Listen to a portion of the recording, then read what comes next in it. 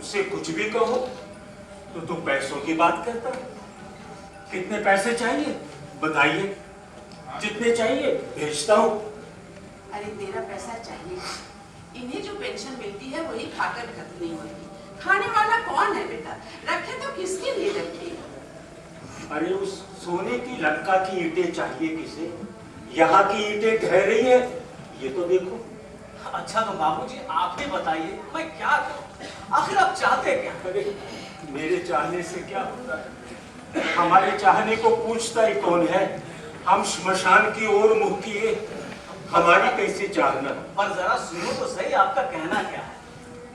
कहो, मानेगा? कहिए कहिए तो सही। मेरी मान बेटे, पैसा और पैसा, सुख और सुख। इस पैसे और सुख के पीछे मत दौड़, छाती फटने तक मत दौड़। बेटा जो कुछ भी रुके सुखी मिलता है कर ले, आखिर तेरी अपनी मिट्टी है। अच्छा अच्छा अच्छा, अब आप बताइए, आपकी मर्जी क्या है? देख, तू वहाँ विदेश में पुल बनवाने का काम करता है, हाँ? यहाँ क्या अपने देश में पुल बनाने का काम ही नहीं? तो उसके लिए मैं PWD में आ जाऊं? ये चाहते हैं आप? कोई इडियट मेरा सीनियर है, इसलिए मैं उसके अंडर में काम करने लगूं?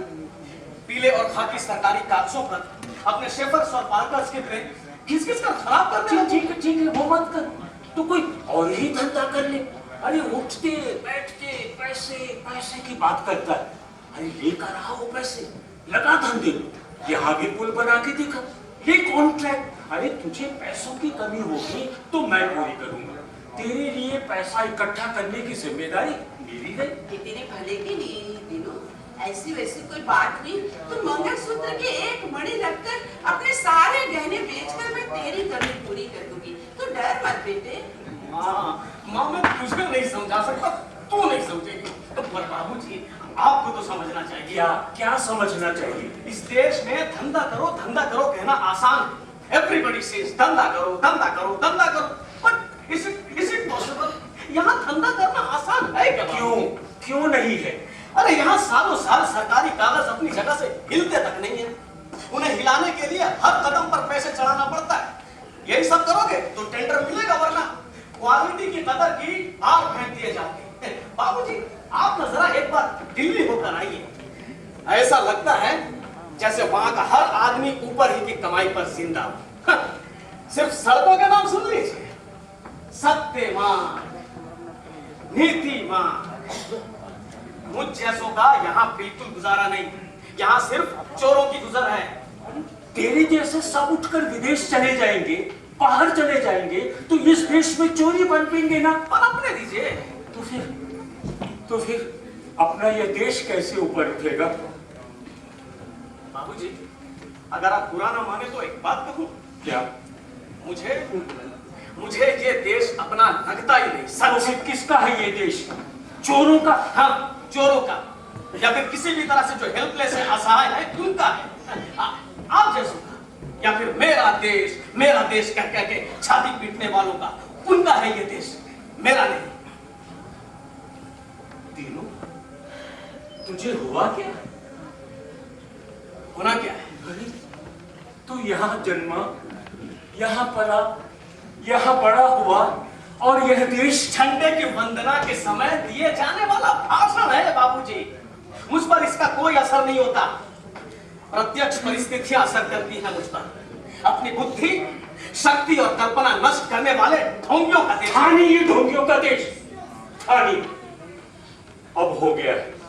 अरे तेरे अंगों में ताकत है तो करके दिखा बगावत इन ढोंगों के विरुद्ध। लो टक्कर उनसे।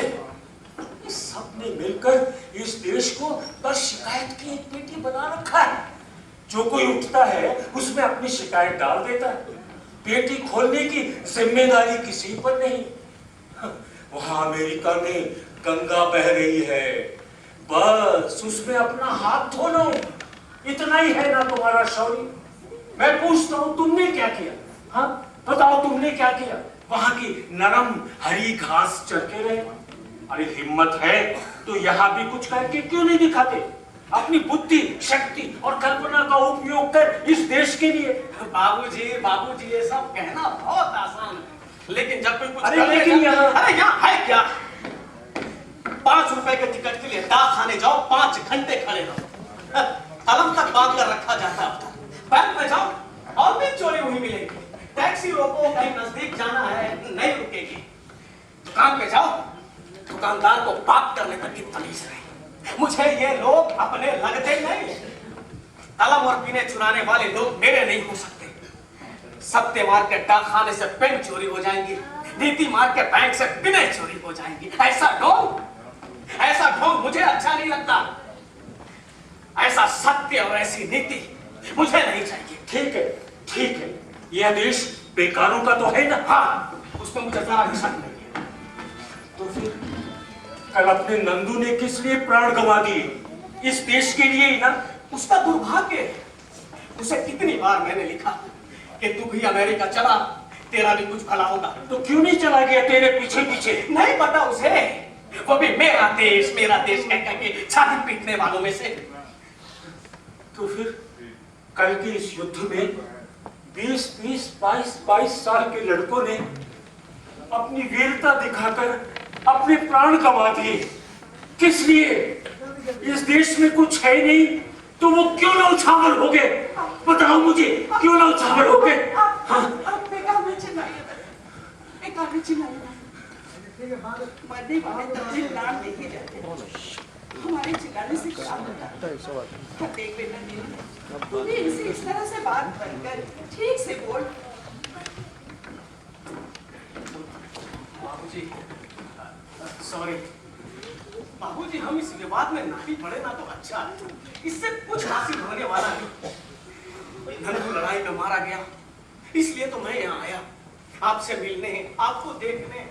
अब इस दुख की घड़ी में और कड़वाहट क्यों? दुख किसे? चलो, तूने इतना कहा, यही बहुत है। ये क्या छेड़ रखा है आज आपने? आप शांति से बैठते क्यों नहीं?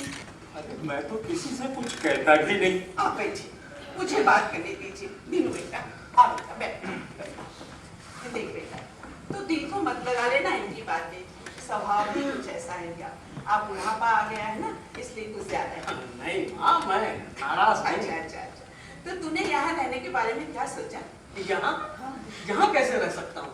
अच्छा ठीक है, तू यहाँ मत रह, तू अलग रहकर कम से कम हमारी नजरों के सामने कर। पर माँ, मैं यहाँ रह के करूँगा क्या? कह रही ना, धंधा कर। माँ तू नहीं समझेगी यहाँ। ठीक है रे, मुझ बड़े को तो कुछ समझ में नहीं आता, और अपने बच्चों का प्रेम तो समझ में आता। तो ये बोलती हूँ, उसका क्या करूँ? माँ, अभी पहले जैसा वक्त है क्या? बेटे को माँ बाप की सेवा करनी है, सेवा करनी। इसका मतलब क्या है? कंधे पर महंगी रखकर काशी थोड़े जाना है। ट्रेन की नहीं तो प्लेन की टिकट लेकर, बस टिकट के पैसे होने चाहिए। ना बाबा ना, अब काशी नहीं जाना है। हम काशी गए थे तब तो इतना सा था, धर्म से तेरी गाल और होठ फट गए थे। अभी तक याद है। ऐसा लगता वो कल की बात है। ना बाबा ना, अब काशी नहीं, अब कुछ भी नहीं चाहिए। तो माँ, किसके लिए रहूं? क्या करूँगा यहाँ रह के? मैं कैसे बताऊं बेटे, ये बताने की बात नहीं, ये समझने की बात है। कैसा महसूस होता है, ये बताया नहीं जा सकता। जब तक तू हमारी उम्र में नहीं आएगा, तब तक तुझे समझ में भी नहीं आएगा। और जब तुझे समझ में आएगा, तब तुझे हमारी याद जरूर आएगी। फिर लगेगा माँ जो कहती थी वो सच था। और उस वक्त हम नहीं होंगे। ना सही, शादी हुए कितने बरस गुजर गए थे, बच्चा नहीं होता था। कितने व्रत उपवास किए, क्यों? हमें किसी स्टेट का वारिस नहीं चाहिए था। यहाँ है ही कौन सी स्टेट? पर हमें बुढ़ापे की लाठी चाहिए थी। अपने साथ अपना कोई हो, यही काफी होता है। अरे अपने सिर पे धोना हो तो मैं धो नहीं सकती, सब कुछ ही नहीं करना पड़ता है। माँ, इसीलिए तो कहता हूँ माँ कि कोई काम वाली रख लो, और जितने पैसों की जरूरत होगी मैं दूंगा। पर मेरे यहाँ रहने से क्या होगा? अरे पैसों से ही सब कुछ नहीं होता रे, पैसों से ही सब कुछ नहीं होता। सोचती मेरी बहू होती तो मेरे बाल धो देती, बाल सुलझा कर जूड़ा बना देती। कभी लगता कभी लगता दूसरों के हाथ का खाना मिले, सालों साल खुद ही पकाना, खुद ही निकलना। कभी लगता मैं किसी के लिए कुछ करूं। मेरा दिल कहे माँ मीठी रोटी बनाना, बहू कहे अम्मा अचार डालिए ना, पोती कहे दादी खीर बनाना। कुछ बनाने का मन करता है, अब ऐसा कोई शौक रहा ही नहीं। सोचते थे वो दीनू और नंदू तो कम से कम यहाँ रहेगा, शादी करेगा, उसकी बढ़ती हुई बेल फुलवारी बनेगी, और उसका भी कुछ देखना पड़ गया। अब तो अकेला ही है हमारा, इसलिए कहती हूँ, पर कोई जबरदस्ती नहीं। बेटा हम जबरदस्ती करने वाले होते हैं। तू वहाँ पैसा कमाता है रे, और यहाँ कितना कष्ट सहकर तुझे बड़ा करने वाले तेरे बूढ़े असहाय माँ बाप किसी न किसी तरह अपने दिल को लेकर रहे। बेटा माँ ऐसा क्यों कहती है तू? झूठ नहीं कह रही रे, अब तुझसे एक ही इच्छा, तेरी होते ही हम दोनों की आंखें मिट जाती तो अब जीने की जरा भी इच्छा नहीं। माँ पर क्यों? अमेरिका के बूढ़े लोगों को आखिरी दम तक जीवन के हर क्षण का उपभोग करते हैं। अरे दूसरों से हमें क्या वास्ता, जो हमारा है वही सच है। अरे पिछले 2 सालों से घर में गणपति तक नहीं लाया कोई। कौन लाए? कौन सभी नींव पूरे करे? दिवाली आती है, चली जाती है, कौन है यहाँ मिठाई खाने वाला? मन करता है पोते पोती हट करे पटाखों के लिए, उनका हाथ पकड़कर फुलझड़ियाँ चलाए। सब कुछ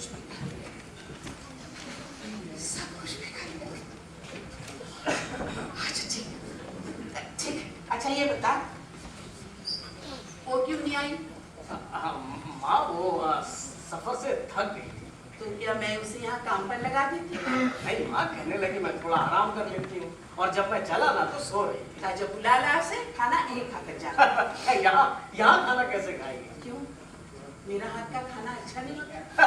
नहीं माँ, उनका खाना अलग, हमारा खाना अलग। तू जब उनका खाना खा सकता है तो तेरा क्यों नहीं खा सकती? माँ छोड़ो। बेटा 4-6 दिन तो रह जाता, इतने सालों बाद आया था, और मैं तुझे कुछ बनाकर खिला भी ना सकी। आया भी तो इस दुख में थोड़े दिन तो रह जाता बेटा। नहीं माँ, मैं चलता हूँ, लेकिन माँ हम कल सुबह यहाँ आ जाएंगे, साथ में बैठ के चाय पियेंगे और यहीं से सीधे एयरपोर्ट के लिए निकल जाएंगे। इसका मतलब तेरी जाने की पूरी तैयारी? हाँ माँ, जाना ही पड़ेगा, पर मैं आऊंगा हर साल। आ चुका, अब की बार तो 8 सालों बाद आया। थोड़ी देर और बैठ बेटा। नहीं माँ, चलता हूँ मैं अकेली। अब अरे 5 मिनट तो बैठ। 5 मिनट में क्या हो जाता है? हम यहाँ सालों साल अकेले बैठे रहते हैं। चलता हूँ। अरे भगवान को नमस्कार कर, इन्हें नमस्कार कर।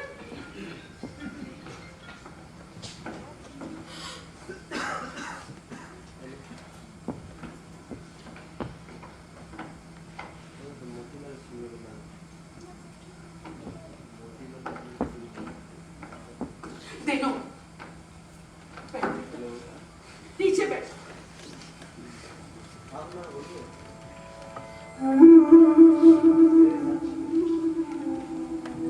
ऐसे क्या देख रही हो माँ? तेरा रूप आंखों में ये शायद हमारी आखिरी भेंट है। माँ ऐसा क्यों कहती हो तू? मैं कहता हूँ ना, मैं आऊंगा वापस। तब तक मैं नहीं रहूंगी रे। पर तू हमारी चिंता मत करियो, हमारा जो होगा सो होगा। बातें की रेखा है, कौन मिटा सकता है इन्हें? पर कल सुबह तू जरूर आ, कल सुबह तू जरूर आ बेटा। चलता हूँ हाँ। तीनों सुन, कल सुबह तू जरूर आ, नहीं तो तू सीधा उधर ही से चला जाएगा। आऊंगा माँ, कैसे चला जाऊंगा? एक बात है, तेरे हित में यहाँ रहने की पर रहा जाएगा यहाँ, इसलिए थोड़ी दूर रह जाएगा। मत कर, पर एक ही इच्छा है, तेरे यहाँ होती हम दोनों की मौत आ जाती तो। माँ तो ऐसा क्यों कहती है माँ? नहीं अरे तेरे ही से हमारा सब कुछ हो जाता तो। पर माँ हम ऐसा सोचे क्यों? मैं सही, पर तेरी एक बात कहती, तेरे हित की है। माँ देख, अब जो भी कहना है ना तुम कल सुबह नहीं, अभी मन में है इसलिए कहती हूँ, कहीं रात हमें कुछ हो गया और मन की मन में रह जाए, इसलिए